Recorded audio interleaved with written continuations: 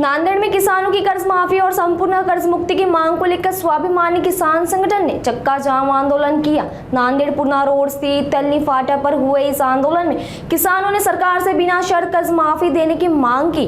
आंदोलनकारियों का कहना है कि फसल को उचित भाव नहीं मिल रहा, वहीं बीज और खाद की बढ़ोतरी कीमतों से किसान आर्थिक संकट में है। संगठन ने सरकार से सभी किसानों को कर्ज मुक्त करने, नकली बीज और खाद के मामलों में कार्रवाई करने की मांग की है। साथ ही मांगे पूरी नहीं होने पर आने वाले समय में बड़े आंदोलन की चेतावनी भी दी गई है।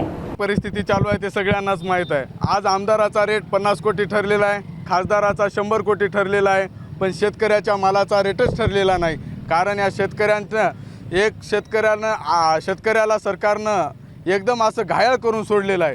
आज परिस्थिती अशी तयार झालेली आहे, सर्वच बाजूने शेतकऱ्याला एक खत बियाणं बोगसगिरी झालेली आहे आणि कर्जमाफी अटीच आहेत। काल 2 अटी काहीतरी रद्द केल्यात, पण अजून अटी बऱ्याच काही आहेत। त्यामुळे शेतकरी कर्जमाफीपासून बरंच वंचित राहणार आहे। आणि जे गेल्या वर्षीचा ओला दुष्काळ झालता, आम्ही गेल्या वेळेस सुद्धा आंदोलन केलं की नंतर आम्हाला विम्याची आशा होती, पण अर्धवटच विमा आलेला आहे, संपूर्ण विमा सुद्धा आलेला नाही। त्यामुळे शेतकरी आज रस्त्यावर उतरलाय।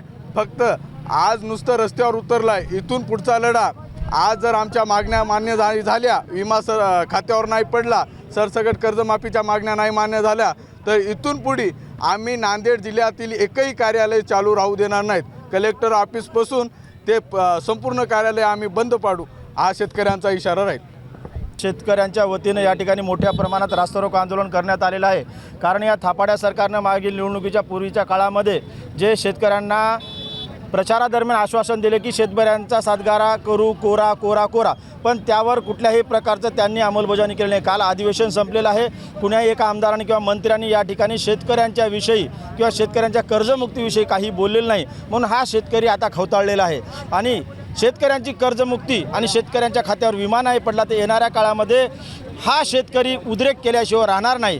कुंभमेळ्याला त्यांना द्यायला 35,000 कोटी आहेत, त्या ठिकाणी असलेलं पर्यावरण नष्ट करायला त्यांच्याकडे टेंडरला पैसे आहेत, पण शेतकऱ्यांची कर्जमुक्ती करायला या सरकारकडे पैसे नाही। शेतकऱ्यांची आठवण फक्त त्यांना निवडणुकीच्या काळामध्ये त्यांचं मतदान घेण्यापुरतं येतं।